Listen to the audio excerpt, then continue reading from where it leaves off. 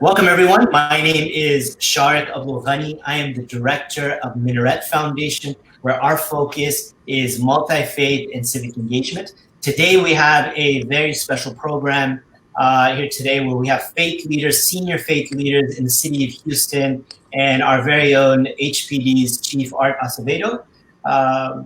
And we are talking about the state of policing here in Houston. Triggered by the murder of Mr. Floyd, police departments around the country are under fire and close watch, especially after a surge of audio and video evidence of abuse of power by officers sworn to protect their communities. In Houston, Chief Acevedo has acknowledged the need to work with communities for safer and better policing, and in the face of criticism has doubled down on the need to work together to move forward through relational policing. Today, we're going to have a hard conversation with Chief Acevedo about the current state of law enforcement in Houston, his strides with relational policing, and working with faith communities to heal the divide. And with us today, we have Rabbi Oren Hayon of Congregation Emanu. We have Imam Walid Basuni, Good Lake Islamic Center, Pastor Harvey Clemens of Pleasant Hill Baptist Church, and we have Bishop Andy Doyle of the Episcopalian Diocese, and Chief Acevedo needs no introduction. But if I could just go around the room very quickly, and if I could just have all of you give just a brief introduction about who you are, and perhaps a blessing that you've had today, a blessing from God that you've just enjoyed in your life. If we could start off with Rabbi Hayon. Hi, everybody. Good to be with you, Chief. Glad to see you again. Thanks for giving us this time. So I'm Rabbi Oren Hayon. I'm the senior rabbi at Congregation Emanu, which is in the Rice University Museum District neighborhood. I'll say this has been this time of lockdown and pandemic has been a really good time for slowing down and counting blessings. I have found myself very grateful, despite all the craziness and upheaval, for the presence of my family and for the additional time we've had to spend together to just sort of slow down and enjoy each other's company. So that's been a great blessing in my life over the past couple of months. Bishop Doyle. Thank you. Yeah, it's good to be with you all.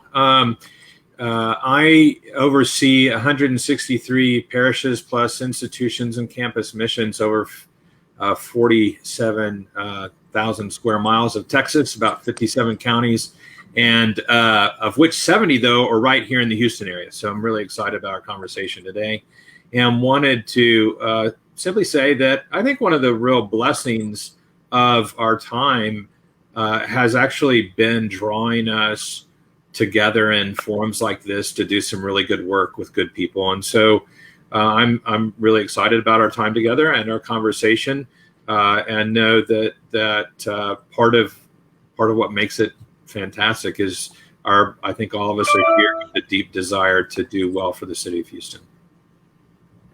Pastor Clemens. Well, good evening, and thank you again for inviting me to be part of this. My name is Harvey Clemens Jr. I am the fourth pastor in the history of the Pleasant Hill Church that was founded in 1925. I've been serving there for now 37 years. The blessing for me of the day and of this whole season is a reaffirmation of the existence of our God. It is obvious and clear when we look at the COVID-19 virus and that humans are not in control. Some of the best minds on the planet has not been able to figure out the mystery to this puzzle. And then when we look at how one human will treat another human with cruelty, and we don't seem to be able to get it right, it's clear that we are not in control. And so every time, for me, there's a reaffirmation that God exists, that he is real, and that he is conducting the affairs of humanity even now. Thank you, Pastor Clemens. Imam Walid? My name is Walid Bassiouni, and I'm a PhD holder in Islamic Studies, and I'm the director and the Imam of Clear Lake Islamic Center in the southeast area of Houston. I've been serving there as the director for more than 20 years now. And also at the same time, I'm leading another organization called Al-Maghrib Institute, which is an educational institute. We offer seminars. We used to do it on weekends, but now we do it over Zoom. And we have over 53 or 54, actually, branches around the globe. And over 150,000 students we taught in the last decade or so. Also, I'm a member of something called the Muslim Jurist in North America. So that leads me to the blessing that I really very grateful to God for it. During this pandemic, I have a lot of things on my plate to travel for, but during these days, I was able to enjoy being more with my community, being more connected to my local community. Then not a day goes by and our center will not help someone locally in our area. So, and also I would like to say thank you for Minaret Foundation, shout out for putting us together, for all of you guys being here, and for Chief for being with us today. Thank you. Thank you, Imam Walid. Chief Acevedo, if you want to give a brief introduction for those of us who aren't acquainted with who you are and a blessing that you encounter in your life. Oh, let me. You need to unmute yourself, Chief. Here we go. It seems like everyone's got different systems. I think I've been every single Zoom and I don't know what else. So this is my first one. This one, but good afternoon. Thanks for having me. It's really exciting to be here. And you know, I'm Art Acevedo, the police chief in Houston, Texas. I've been here for 3.5 years. Prior to that, I served in Austin, Texas, for 9.5 years, and before that, I served with the California Highway Patrol for 21 years, leaving there as a chief in 2007. And I was born in Cuba. I'm an immigrant. English is my second language. I'm a person of faith. I'm a Christian, but I believe that we're all worshiping the same God. We just have different prophets, and we have little differences. But when you really look at it, faith is what binds us all together. And I think that my biggest blessing in life, besides being a father and a husband and a friend, is the privilege of leadership and the privilege of public service, which at times like this that are some people will consider challenging at times, I would say that it's an opportune time to continue to move our profession, our community forward. So thank you all for being part of this, and thanks for having me. I look forward to the conversation. Thank you, Chief Acevedo, and thank you to all our faith leaders here with us today. And for those of you who are watching, if you do have questions, comments, feedback, please feel free to post it on Facebook or on YouTube, and then we'll get to them if we can. But I'm just going to dive right in, Chief, with our first question. And as everyone knows, this is a conversation. It's not an interview. It's not necessarily a panel discussion. We're all at a coffee shop. I've got my water. And then maybe some of you guys have. There you go. Excellent. Very good. We're just a bunch of folks just hanging out at a nice coffee shop, maybe in the Heights, maybe in Third Ward, maybe in a nice area. But relational policing has become a great way of describing safer policing and a method to build a stronger relationship between law enforcement and the community they serve. We also know that relational policing doesn't have a set framework and is really a subjective concept. Chief Acevedo, from your interviews, your tweets, and your public statements, you've shown you are a big advocate of relational policing. What does relational policing look like to you? Well, thank you for that's a great question. It's I started talking about and so community policing, relational policing about 5 years ago. I was in a meeting with my then city manager from Austin, Mark Ott in Washington, and I started thinking about life is really about relationships and community policing. Too many police chiefs say, well, we can't engage in community policing because we don't have enough police officers. We don't have enough time. We're just going from call to call. And I think what we were missing is the fact that every time we contact a member of the community, that's the beginning of a relationship. They always say that you don't get a second chance at first impressions, and first impressions are very lasting. Well, that one and only contact, that first contact, maybe the one and only contact that we have as members of law enforcement and as peace officers and public safety professionals. And so I started thinking to myself, why don't we talk about this in terms of relational policing? And that is a recognition that we are radically dependent on one another, whether it's communities of faith, police and community, neighbors. We're very dependent on one another. That's what makes COVID so difficult. I'm a hugger. I'm a toucher. I think that that's just the way that God wired us. We need to have that connectivity.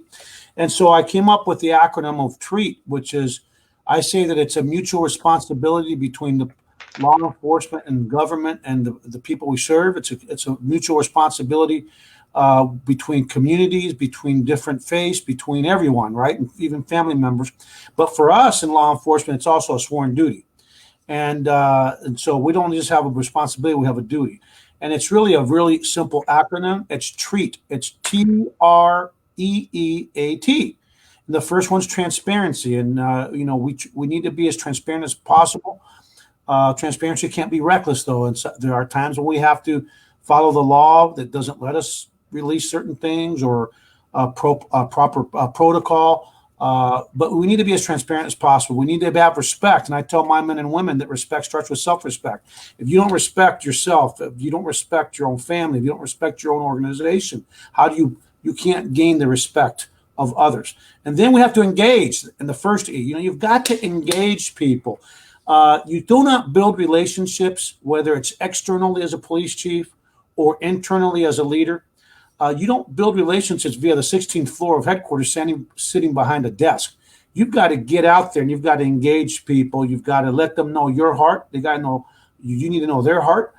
During the protest, people are trying to say that, why is he out there? Well, because I wanted to connect with people. I wanted to engage with people. I wanted to feel their pain. I want them to see the empathy that we feel as leaders.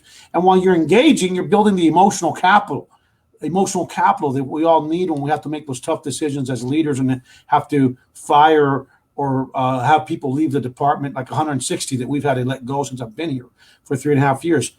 You got to build an emotional capital. And then we have to hold each other accountable, right?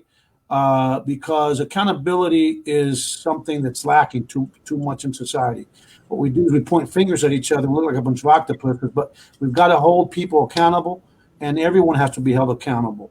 And then if we're transparent, we engage, we're respectful, we engage people to build emotional capital, and we hold people accountable. We end up building trust, and that's really the commodity that we rely on. I think that the relational policing, when you look at our response to the protests, have not been perfect, but I would say that our community and the Houston Police Department have really been a model for how a community should engage its police and how the police should engage its community, because of that mindset that we have, that we're one Houston from many parts of the world, but we're not on an island. We're radically dependent, and that's why we have to engage in relational policing. I think that actually that's an interesting piece to as you talk about accountability. I think, from an institutional leader perspective, we certainly in the Christian church have come under a lot of scrutiny of late, and it's a hard thing as a leader to keep your clergy, for instance, accountable, people who are your friends, people who you minister with, people who were peers prior in some way to becoming the head. And so it's a very difficult thing. And so one of the pieces I'm curious about is, the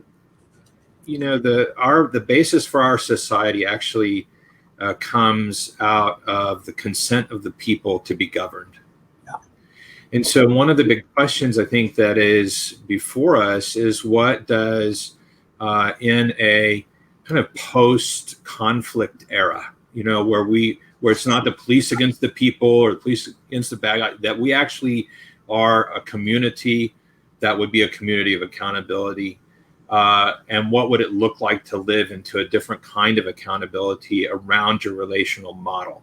In other words, you're not just accountable to the group that oversees private, that we don't know who that group is, but I can't remember the acronym, but you have some different places, but what does public accountability look like? And I'm wondering about, as you're looking at that, Chief, What do you see that's promising, like on the horizon? But sometimes that can be a mechanical fix. And so I'm also curious about what are the questions you're asking yourself about how can accountability be different in this moment after the marches?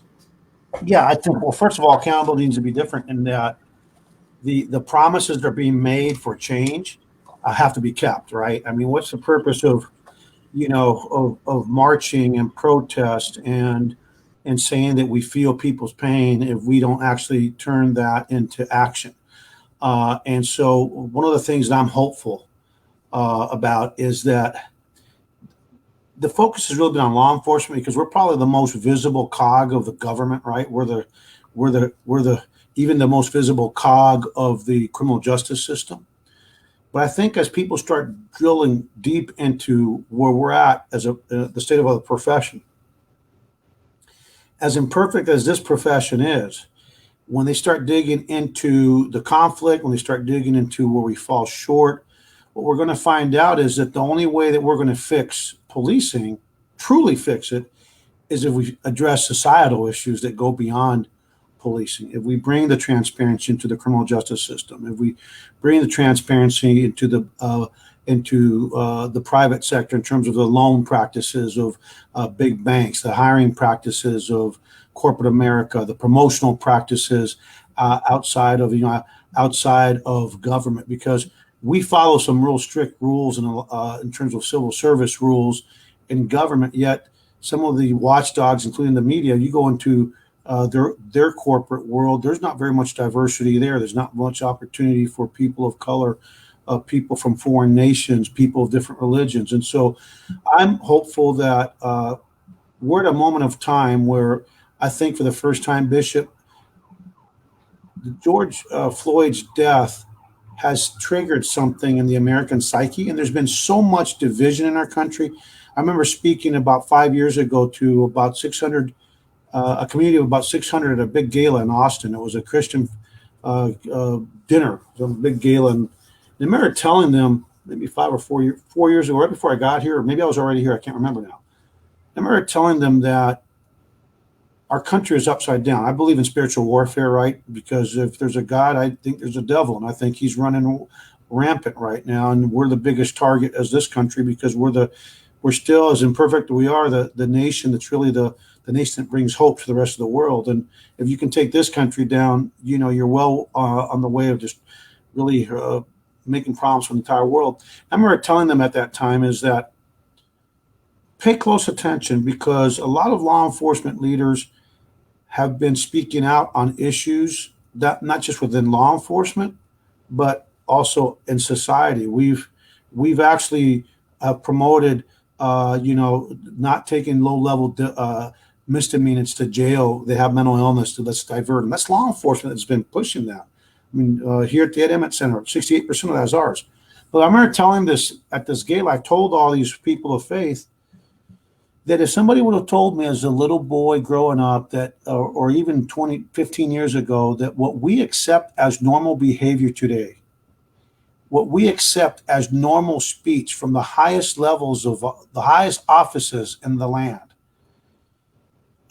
would be accepted by the American people, I would have told them they're crazy, right? Today's normal.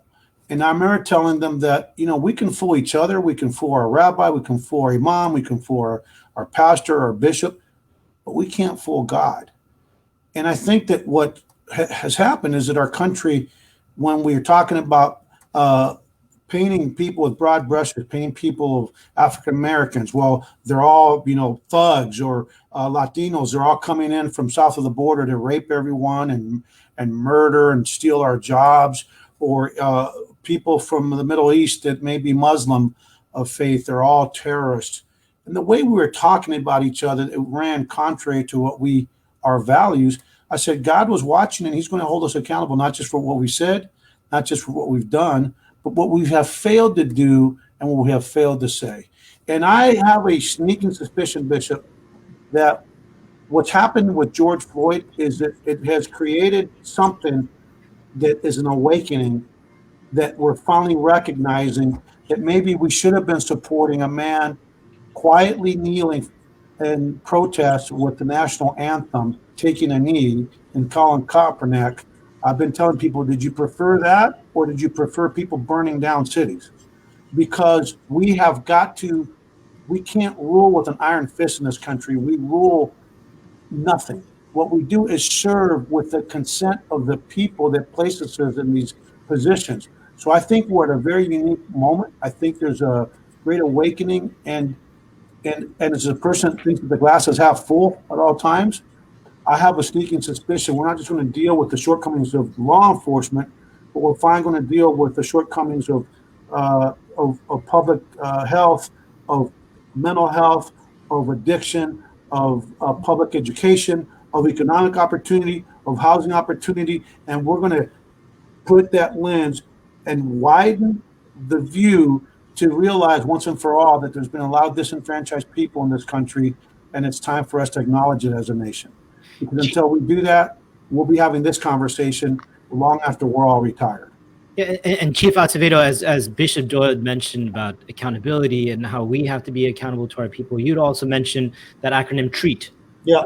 About transparency and relational. You'd also mentioned something about that the response to the protests may not have been perfect, right? Yeah. So moving forward, would you be able to mention, as it relates to relational policing, what about the response wasn't perfect? What about the response do you regret, and how you are trying to fix that within a framework of relational policing that you have for your officers? Yeah, well, first of all, I think that on balance, I had chiefs from around the country calling, how the heck did you guys with 60,000 people and the most diverse city? And I like to always say that Houston is the city of tomorrow for the rest of the country. Houston is where the rest of the country is going to be in 20 years, whether people like it or not. We are a big melting pot, and that's what this country is becoming. I mean, we're also hooked on, we also worry so much about race in this country that we forget we're all cousins. If we go back in the history of humanity, we're all cousins, we're all part of one race, and that's the human race.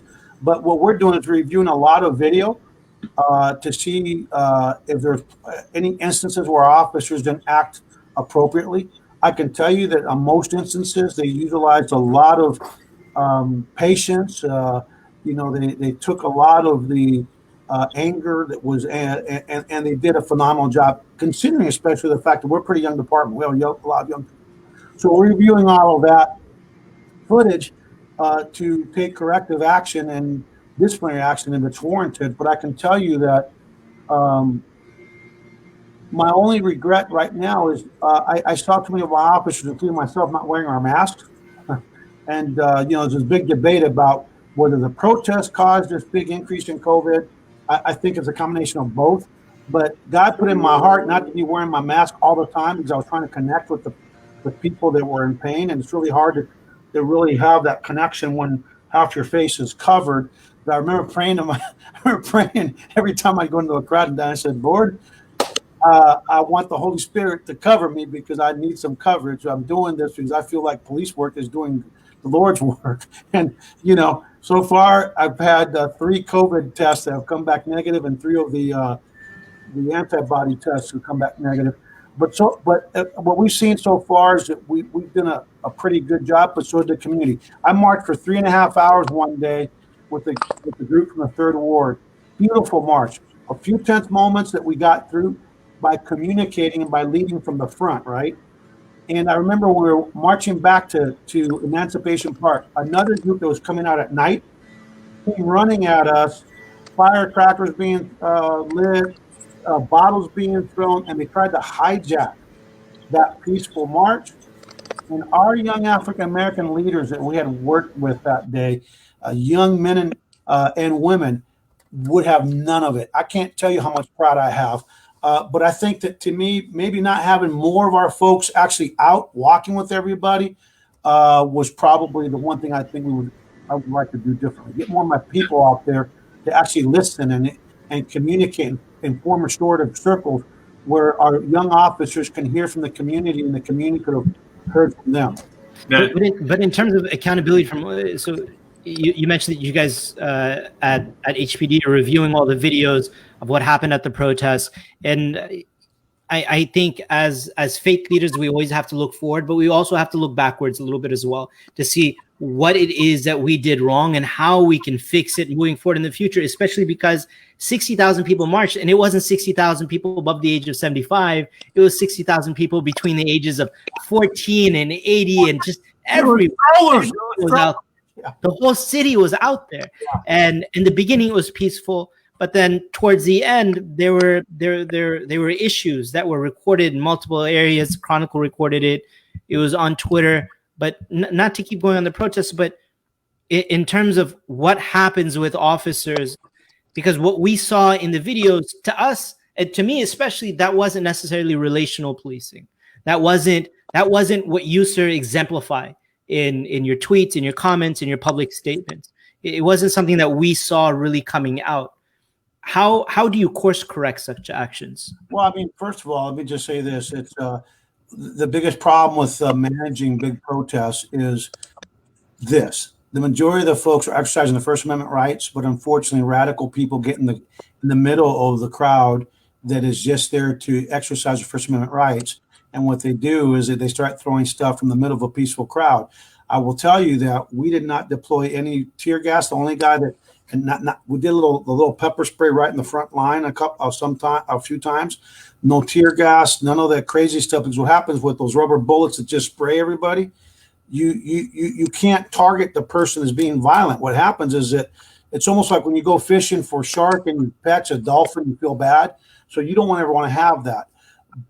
So what I can tell you is that when we identify, we've got several investigations going. As we identify inappropriate conduct, we take it on head on, and we will actually hold people accountable.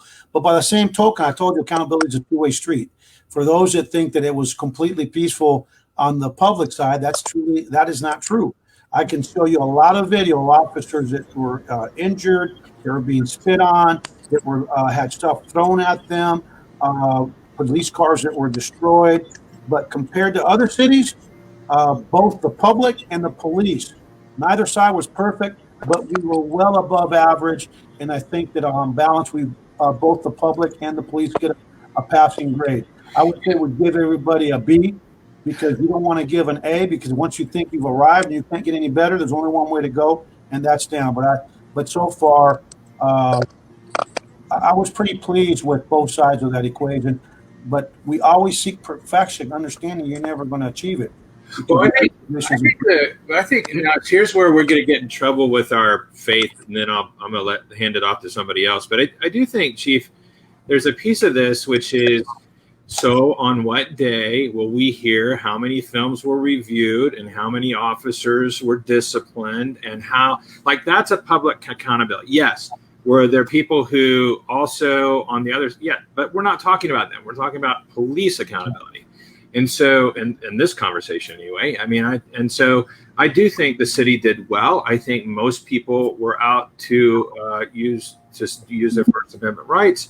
I am proud. I'm a big supporter of the police. I think you all work really hard. You probably do way too many other jobs that aren't policing, like counseling and interventions and all that. I mean, I understand all that, and I really want to work to change some of that way in which we put the burden on. But right now we're talking about police accountability. So the question really is, when will we know how many people were disciplined for not acting appropriately as police?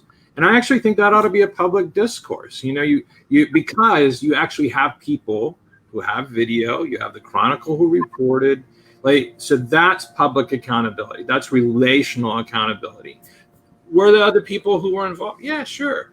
But I think this is the part that's really hard as a leader who holds my peers accountable. It's very difficult when I have to discipline them, and I also have to publicly discipline to say this person can no longer serve here anymore, or this person is being, on a leave of absence and getting some training in relational policing or whatever. I mean, so I think that's the thing that was really, I think you're going to do it, yes, but accountability has to be public. Can I dovetail on what Andy is saying a little bit? Yes, sir. I'm 69 years old. I'm native Houstonian.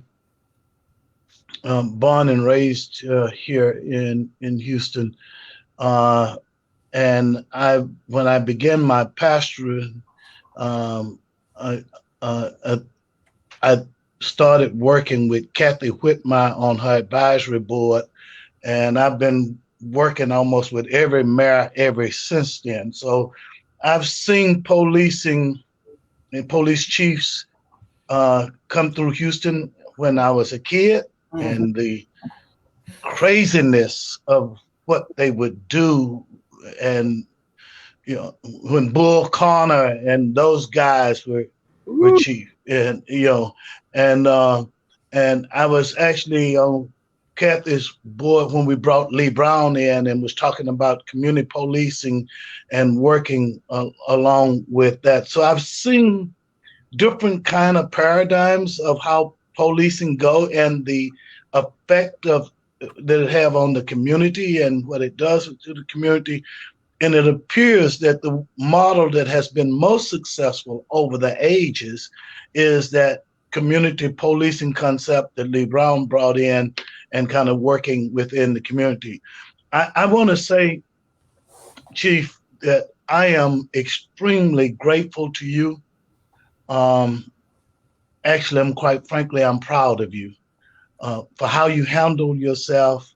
I think our city could have gone up in it could have been a mess. Absolutely. But I think because of your leadership and your guidance, a whole lots of things that could have happened didn't happen. And for that, I thank you. You displayed your passion, your tears, your anger, and you added a level of stability. While I'm not ready to deify you yet, but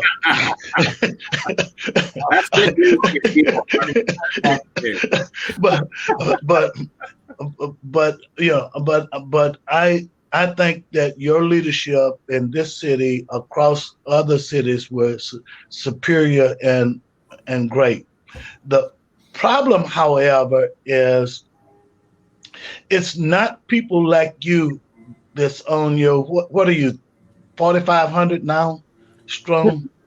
About 5,300. About 5,300. And a little under 1,000 non-sworn. Yeah, it's not people like you that messes the issue up. It's the bad apples that messes up everything. And in your idea of wanting to be transparent and you spot a bad apple, what prohibits you? Are there civil service rules and regulations? Are there state rules and regulations? Or is contract with the police union that hinders you from being able to get rid of the bad apples? Because as joining on what Andy is saying, how do you be accountable and how do you get rid of those bad apples that causes everybody a problem? And I'll just point to this and stop. I work with the Anti-Defamation League, and I deal with the hate issues and the fact that you got these hate groups that's just coming from out of the woodwork now that was hidden and infiltrating all areas, even the religious, even the faith community is plagued with these hate people. How do you get them out? How do you identify them? And what hinders you from being able to get rid of them? And how can we help you by standing alongside you, pushing and doing whatever we need to do to help you to be able to be as transparent and accountable as you want to be to get those apples out of there? Absolutely, because as faith and community leaders, we have to work alongside our partners in law enforcement, not necessarily opposed to, because law enforcement plays a key role in the development of our city and the safety of our community. Thank you for that. First of all, let me get back to Bishop real quick. Doyle, when we're done with these investigations, what happens, it's really interesting. In Austin, if I suspended an officer for one day, it would be on every evening news and in the newspaper and on the radio, because there's not any hard news in Austin when I was there for 9.5 years. But here I've run out 160 officers in 3.5 years, sadly. So it's not just some bad apples. That's a lot of bad apples out of 5,300. But every time that we suspend somebody or demote somebody or indefinitely suspend somebody, which means they're fired, that document that's called their disciplinary document, their charging document, is actually a public record that you can get at the civil service website. So I'm going to talk with the city about how they can make that more visible so people can see for themselves that we are holding people accountable. The second piece, Pastor, is that when I got to Austin in 2007 from California, I was told that when you fire somebody, it's 50-50 proposition that they will stay fired because arbitration can be pretty arbitrary, and 50% of the people get their jobs back. Well, I'm proud to say that because I'm very consistent with my message to my officers. I'm going to tweet something later today at Art Acevedo if you want to see it on Twitter, a video I put out to my officers just in 2018. I'm doing another one on use of force so people can see how we instruct them. But we're very consistent in terms of what our expectations are. We treat everybody the same regardless of rank. If everybody's held accountable. And thirdly, I go to every single arbitration myself to testify when I fire somebody. So in 13 years in Texas, our batting average in terms of winning appeals when somebody gets fired is 975. I can count on one hand out of all the people that have been fired that appealed, those that have won. And it's been, like I said, it's about 975. But we do need to work on that. I think we need help on. Before people think that the police department, we're not the ones that the police chief isn't the one that negotiates contracts. We're at the table, but the ones that make the decisions on those contracts are the elected officials. And before I got here, before I get interview somebody, we've got to show them the statements of every other witness, right? Now, why would I want to show somebody the statements of every other witness before I interview them? That's something we need to get back, and we're going to try to work on. I'm not going to just try to work on it here. I'm going to try to work on it in the state legislature. The other thing that we need, I believe, is that across the country, the statute of limitations, if an officer engages in act of misconduct today, you have 180 days from the day that the act of misconduct occurred to actually uncover the misconduct, investigate the misconduct, and actually initiate disciplinary action, actually suspend, fire, demote the individual.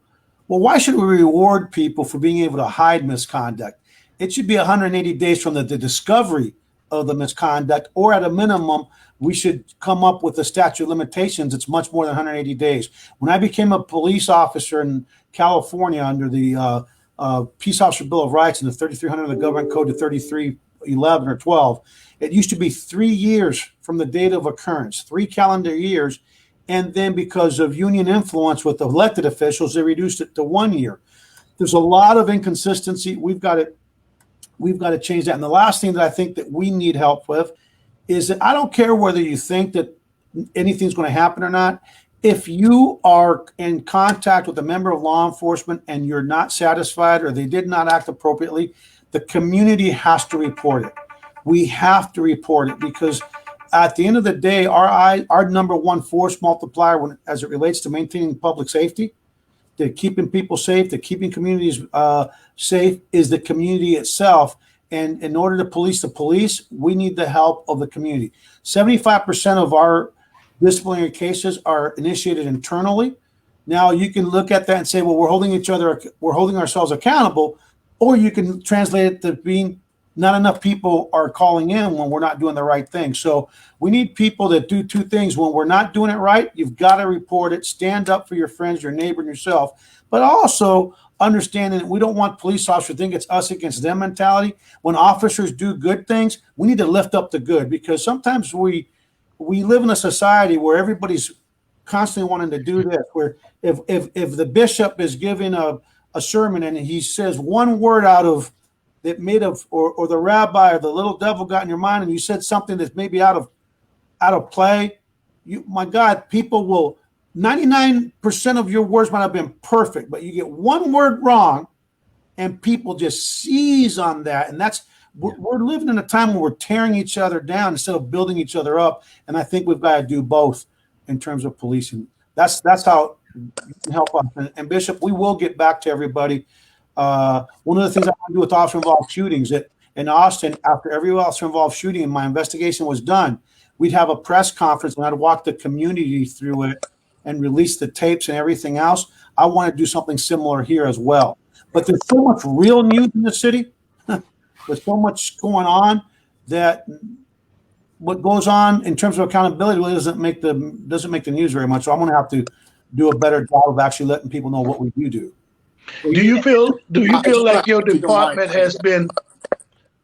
Do you feel like your department has any exposure, or infiltration of hate mongers, hate groups within, hidden, embedded? Well, I mean, we're part of society, and we know that bias and racism is alive and well in all walks of life, in all professions. And so I can tell you that to say that we don't have it here would be absolutely wrong. We just yesterday, I got a complaint on an officer that he was on a tirade, and we've had several of those. Now, some people may say, oh my God, how horrible. I'm glad that for some reason, the George Floyd murder and the protests have all of a sudden triggered something, and people that have hate in their heart and they're actually they're out there getting on social media and doing things that where they're exposing themselves. I'm ecstatic because we can actually take action when people have hate in their heart or racist or biased. Let me just tell you, 3 weeks ago, we had a cadet in the academy. He's a brand new cadet. Tells somebody he was a member of a white supremacy group, and he couldn't wait to get on the streets. Now, I'm grateful that a cadet that he told that to reported right away. Well, he's no longer part of our department. And then every time we fire somebody, including that person, what we do is we go back to the background to see what is there something there that we missed, or is there something there that we failed to check? And so, yes, Pastor, we've got to be. I don't think it's rampant, but let's say there's 800,000 cops, and let's just say 5% of 800,000 police officers are bad people. That's what, 40,000 bad apples running around doing bad things. That's a huge impact on society. So we have to be vigilant. I want to give the last question over to Rabbi Hayon. I got the hours up already. I know, we're quick. Wow. The last thing that I wanted to get to is to drill a little bit deeper into this question about reform and some policy adjustments that you might make. Before I get into the question, one other thing that was sort of on my mind after the bishop's question. I don't think there's a lot of areas in which faith leaders can help the police learn how to do your jobs. But one thing that might be an instructive part of our experience is that I can't speak for every denomination or anything like that, but I know that when religious orders or denominations have faced our own cases of bad apples, they have resulted in changes from top to bottom, not just in the disciplinary section when someone does something bad to try to figure out how to punish or counsel them out, but from the process of application to seminary, the counseling they get when they're being trained, mentorship, guidance, therapy, making sure to identify people that have problems with sexual ethics or with money or with power to make sure that they can be counseled out before they do harm. So that's just one thing to think about, that there may be something structural that can that can be preventative rather than punitive. All right, so the last thing that I want to get to is this question about police reform that was the thing that brought 60,000 people into the streets and that have been making headlines and op-eds and TV interviews for the past month or so. We've been really grateful to hear the way that you've been making yourself available to the people, your willingness to build and regain trust, and to try to examine the calls for reform in police policy and the work that y'all do. Part of this has been a call for abolition, defunding, de-escalation alternatives. I know that maybe not everybody knows, we do already have a homeless outreach unit at HPD. We've got the crisis intervention response team that are also addressing other ways for the police to help de-escalate and resolve conflict without without violence and frankly without incarceration. So can you talk a little bit about the extent to which you might be considering expanding these kinds of teams or those teams themselves, other areas where we could create different programs that we could explore alternatives to direct intervention, explore alternatives to incarceration, and hopefully reduce the incidences of direct conflict and violence? Thanks, Rabbi. Thank you for pointing that out. We're actually a learning site for the rest of the country as it relates to a lot of our programs. As imperfect as we are, we're headed. I always say that you can't appreciate what's in front of you unless you have a point of reference, right? You can't appreciate a good police department if you've never been served by a truly bad police department. You can't appreciate a good rabbi who actually gives a sermon that is earth-shattering, unless you've had something. You got to have a comparison.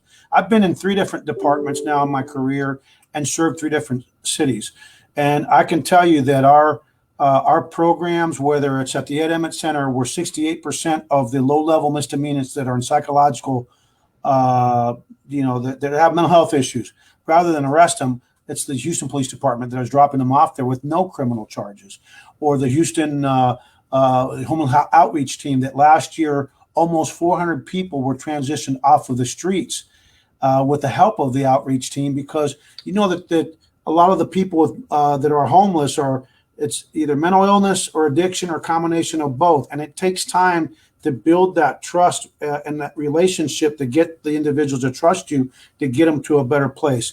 So we our people don't know that we actually have at our call center, and I was so grateful that the mayor and council gave us the money finally to continue this, where we have mental health professionals at the call center, where rather than responding a police car, the mental health professional is actually connecting with the person online, right, over the phone, and we prevent any kind of conflict or physical confrontation. Or our CERT team that goes out with a counselor and an officer, and they're dressed down in different in polo shirts. And so we're doing a lot of good things. The problem is we don't have enough people doing those good things because of, I know people don't want to hear this, but this department hasn't really grown. Despite the city growing by 500,000 in the last 20 years, our department has not grown. We have 5,300 police officers today. We've cut our support staff by over 50% from 2,000 to under 1,000. That has an impact on the workflow, and the problem is somebody's got to do the same work that those 2,000 people are doing it. So we would like to expand those programs in terms of reinventing and defunding. The abolitionists, forget about it. I can't even close a storefront in my communities without the community being really upset. They don't want less police. They want better policing. They want the good officers. They want to have, the services like everyone else. So what we need to do is try to increase those, Rabbi. It's a funding issue right now, trying to balance everything. But for every one of that goes wrong, here's where we're not doing a very good job. There are tens of thousands of very dynamic incidents that are handled absolutely close to perfect. The problem is that never makes the news. So one of the things that I've been tasking my team with is that when we arrest a violent individual wanted for murder or aggravated robbery or aggravated assault or whatever it may be, without a scratch on them, we've got to highlight that somehow instead of the ones where we don't get it right. So we're going to continue to explore doing that to try to expand those programs. And lastly, I will just say this. Law enforcement is not opposed to taking stuff off of our plate and having other entities do it.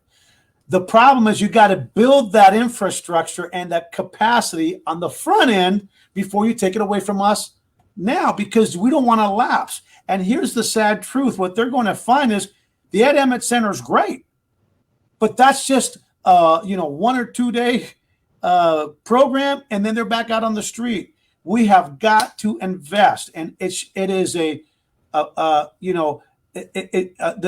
communities of color and poor communities should not have to choose more investment at a cost of their own safety, because the people in River Oaks, they're going to continue to pay for the River Oaks Patrol. They're going to continue to pay for the constables. They're going to continue to be safe. What we need is if the government in this country could print $3 trillion plus dollars when COVID impacted north, south, east, west, white, black, brown, Asian, Muslim, Christian, Jew, rich and poor. They printed $3 trillion. Imagine if they just spent $1 trillion additional dollars to deal with homelessness, public education, public health, mental health. Imagine economic opportunity, jobs programs. Imagine with $1 trillion, just $1 trillion, how many lives we could change and how much conflict on the back end we can prevent, because we're going to have a better society. So we need to demand that the government at all level has the same commitment to communities and communities of color and poor communities, including poor white communities.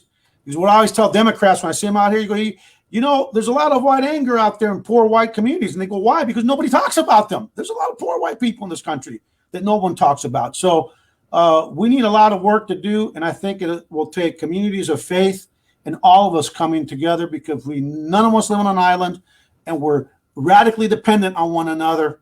And we need to do a lot of work moving forward.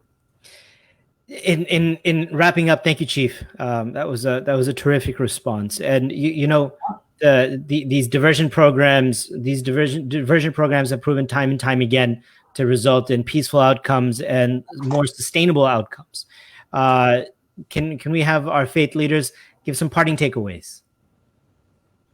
Bishop Doyle. Well, I appreciate the discussion around accountability, and I think also the discussion around kind of the pressures that you see within the wider city of Houston.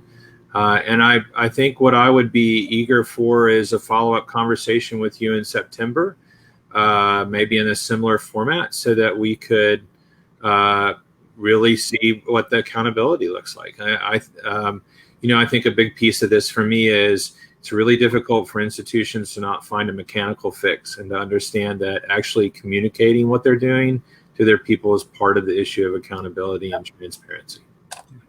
Rabbi Hayon. Great. Thanks again for the time. Really good to connect with you again. I think my parting thought would also be to urge all of us to remember that this isn't just about these protests, and this is not just about this tragic death or this episode of officer-involved violence, but you're right, at a crisis point in the country. This is a real boiling point, and without sounding cynical, let's not waste this crisis. Let's use the energy from this crisis to propel us forward into some really long overdue changes in the ways that we police ourselves, the way that we look after each other, the way that we keep our communities safe. I and my community are eager to be your partners in figuring out that way forward and being a part of the solution. Pastor Clemens.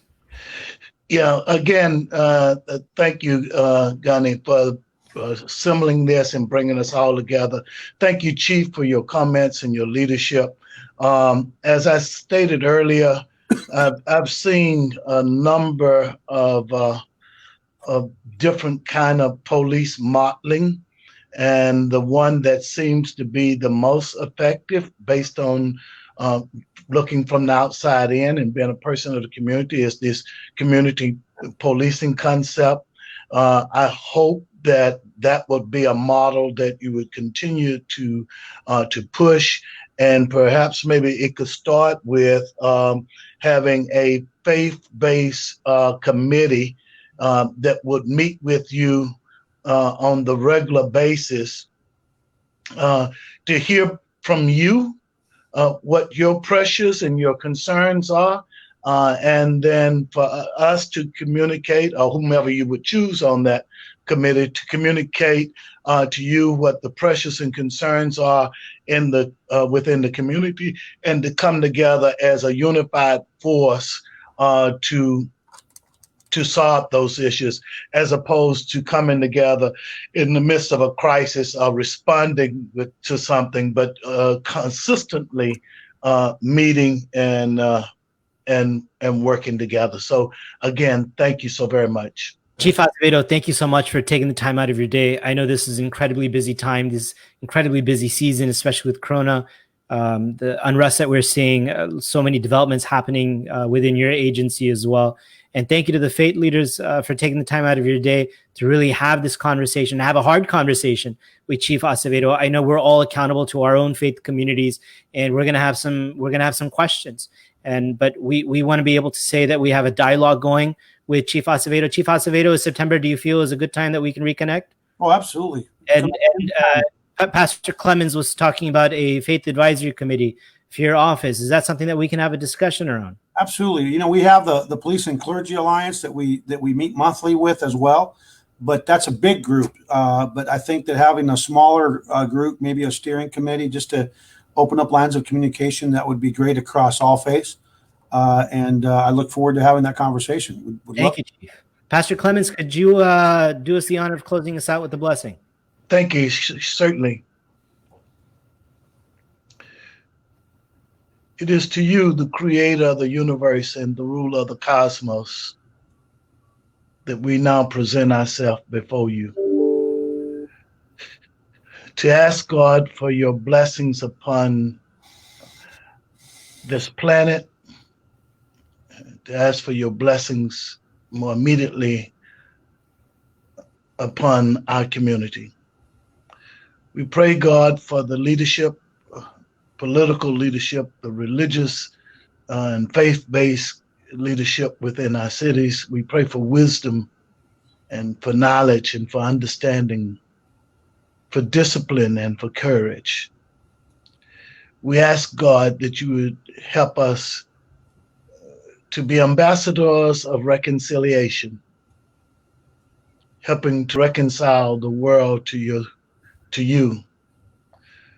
so that the kingdom of heaven may be realized here on earth. Hold us, keep us, is our plea. We thank you for being a wonderful and great God. And we ask, God, that you bless our city.